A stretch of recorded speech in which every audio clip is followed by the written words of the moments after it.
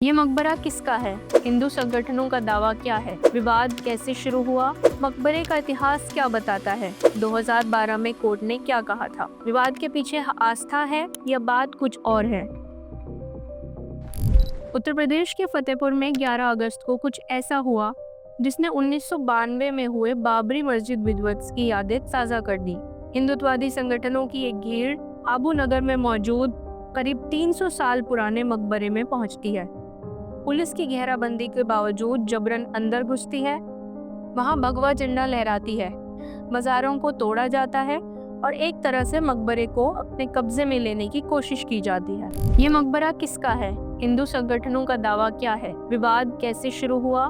मकबरे का इतिहास क्या बताता है? 2012 में कोर्ट ने क्या कहा था? विवाद के पीछे आस्था है या बात कुछ और है? आइए एक एक करके सभी सवालों के जवाब जानने की कोशिश करते हैं। लेकिन अगर आप चाहते हैं कि सच्ची खबरें और ईमानदार विश्लेषण आप तक पहुंचे, तो आज़ाद पत्रकारिता को सपोर्ट कीजिए। इस दौर में सच दिखाना आसान नहीं है, इसलिए आपका सपोर्ट आज़ाद पत्रकारिता के लिए बेहद ज़रूरी है। मकतूब को सब्सक्राइब कीजिए। अब आते हैं फतेहपुर में हुए विवाद पर। विवाद के केंद्र में जो मकबरा है वो नवाब अब्दुस समद खान का मकबरा है। यहाँ पर अब्दुस समद और अबू मोहम्मद की मज़ारें मौजूद हैं और मकबरे की ज़मीन करीब 10 बीघा बताई जाती है। आगे बात करते हैं हिंदू संगठनों के दावे पर। हिंदू नेता दावा कर रहे हैं कि अब्दुस समद खान का मकबरा दरअसल एक शिव मंदिर पर है। उनकी दलील है कि मकबरे के अंदर मौजूद त्रिशूल और कमल के फूल की आकृतियों से ऐसा पता चलता है। अब जान लीजिए कि ये सब शुरू कब हुआ। 7 अगस्त को एक मठ मंदिर कमेटी बनाई जाती है। 8 अगस्त को ये कमेटी, जिसमें बीजेपी, बजरंग दल, हिंदू महासभा के नेता शामिल हैं, डीएम के पास जाते हैं और ज्ञापन देते हैं। वो कहते हैं कि अब्दुस समद खान का मकबरा एक मंदिर है और ऐलान करते हैं कि 11 अगस्त को इस जगह की सफाई कर जन्माष्टमी मनाई जाएगी। हालांकि डीएम ने इसकी इजाज़त देने से इनकार कर दिया और साफ शब्दों में कहा कि ऐसा करने वालों के खिलाफ कानूनी कार्रवाई की जाएगी। इसके बाद 10 अगस्त को बीजेपी फतेहपुर के जिला अध्यक्ष मुखलाल पाल प्रेस कॉन्फ्रेंस करके हिंदू समाज को भड़काने की कोशिश करते हैं। वो चेतावनी देते हैं कि वो 11 अगस्त को वहां जाएंगे और पूजा करेंगे। मैं सभी अपने फतेहपुर जनपद के सनातनियों और हिंदुओं से कहूंगा कि 11 तारीख को हम सब एकत्र होकर वहां जाकर उस मंदिर में पूजा और अर्चना करेंगे। मैं प्रशासन को भी कह रहा हूं कि उनको ध्यान देना होगा, क्योंकि हिंदू मंदिर और हिंदुओं की आस्था के साथ खिलवाड़ है। इस बीच ये भी याद रखिए कि जब ये सब हो रहा था तब फतेहपुर के लोग और एक्टिविस्ट सोशल मीडिया पर इस बारे में लिख रहे थे और प्रशासन को आगाह कर रहे थे कि किस तरह शहर का माहौल खराब करने की और नफरत फैलाने की कोशिश की जा रही है। इस सब के बावजूद 11 अगस्त को हिंदू नेताओं की भीड़ मकबरे में जबरन घुसती है, भगवा झंडा लहराती है और तोड़फोड़ करती है। याद रहे ये सब पुलिस की मौजूदगी में होता है, जिसके तमाम वीडियो सोशल मीडिया पर मौजूद हैं। अब इसके बाद पुलिस की कार्रवाई क्या हुई ये भी जान लीजिए। पुलिस ने बीएनएस की धाराओं के तहत 10 नामजद और 150 अज्ञात लोगों के खिलाफ एफआईआर दर्ज की है और आपको बता दें कि इस मामले में अब तक कोई गिरफ्तारी नहीं हुई। पुलिस का कहना है कि आरोपी फरार है, लेकिन तमाम आरोपी मीडिया में बयान देते और बर्थडे मनाते नजर आए हैं। जिन 10 लोगों को एफआईआर में नामजद किया गया है उनमें अभिषेक शुक्ला, आशीष त्रिवेदी, प्रसून तिवारी, ऋतिक पाल, धर्मेंद्र सिंह, अजय सिंह, विनय तिवारी, देवनाथ धाकड़े, पुष्पराज पटेल और पप्पू सिंह चौहान का नाम शामिल है। इन आरोपियों में से ज़्यादातर बीजेपी और बजरंग दल से जुड़े हुए हैं। वहीं पप्पू सिंह समाजवादी पार्टी से थे, लेकिन मंगलवार को सपा ने उन्हें पार्टी विरोधी गतिविधियों के आरोप में निष्कासित कर दिया। एक और दिलचस्प चीज़ देखिए, जब इस मामले पर चर्चा के दौरान यूपी विधानसभा में संसदीय कार्य मंत्री सुरेश कुमार खन्ना नामजद आरोपियों के नाम पढ़ने लगे तो मुख्यमंत्री योगी के इशारे पर रुक गए।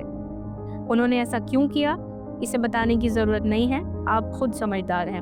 मकबरे के इतिहास के बारे में बात करते हुए तारीख फतेहपुर के लेखक डॉक्टर इस्माइल बताते हैं कि मकबरे का संबंध जंगे अजवा या खजवा की लड़ाई से है। ये जंग 1659 में मुगल बादशाह औरंगजेब और उसके भाई शाह शुजा के बीच लड़ी गई थी। जंग से पहले औरंगजेब ने अब्दुस्समद को चकलेदार बनाकर भेजा था, लेकिन शाह शुजा ने इन पर हमले किए और यहाँ पर अब्दुस्समद और उनके बेटे अबू मियाँ का कत्ल कर दिया, जिनके नाम से अबू नगर जाना जाता है। इन्हीं दोनों की मज़ारें इस मकबरे में मौजूद है। खैर, अब आते हैं सबसे ज़रूरी और अहम सवाल पर।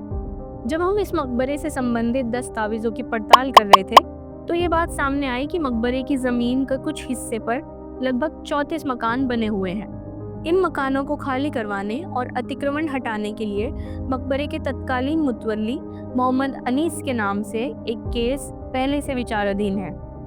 2013 में इलाहाबाद हाई कोर्ट के चीफ जस्टिस थे DY चंद्रचूड़। उन्होंने एक आदेश पारित करते हुए मामले में जांच करने और जांच के आधार पर DM को कार्रवाई करने के आदेश दिए थे। इसके बाद इलाहाबाद हाई कोर्ट ने जुलाई 2014 में अपोजिट पार्टियों को 1 महीने का टाइम देकर प्रशासन को कार्रवाई करने के निर्देश दिए थे, लेकिन ये मामला अभी भी विचाराधीन है। मकबरे की ज़मीन पर जिन लोगों के अवैध मकान बताए जाते हैं, उनके नामों की ये लिस्ट देखिए। ये लिस्ट उस समय कोर्ट में पेश की गई थी।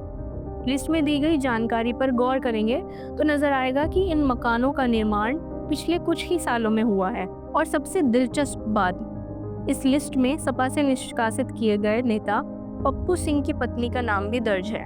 कोर्ट में दी गई जानकारी के मुताबिक इनका ये मकान 2010 में बना था। दूसरी तरफ पार्टी से निकाले जाने के बाद पप्पू सिंह ने कई वीडियो सोशल मीडिया पर डाले हैं।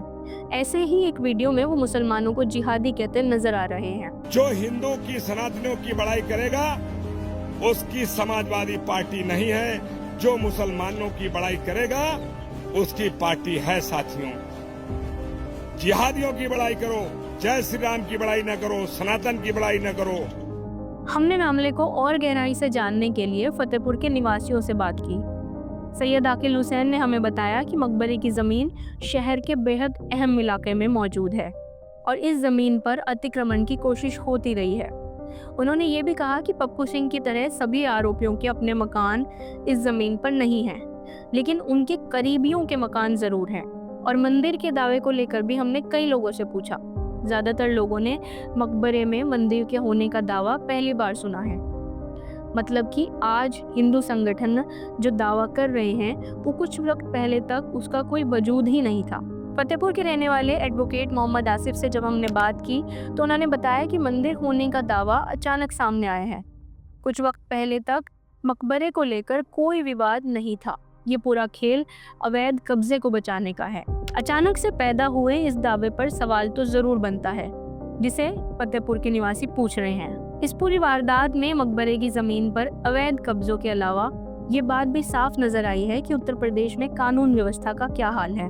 इस मकबरे को तोड़ने दिन दहाड़े एक भीड़ पहुंचती है और पुलिस खड़े होकर तमाशा देखती रहती है। और गौर करने वाली बात ये भी है कि अभी तक कोई गिरफ्तारी नहीं हुई। यहाँ एक सवाल ये भी उठता है कि अवैध कब्जों और अतिक्रमण पर बुलडोजर चलाने का दम भरने वाली उत्तर प्रदेश की योगी सरकार क्या मकबरे की जमीन पर हुए अवैध कब्जों पर कार्रवाई करेगी?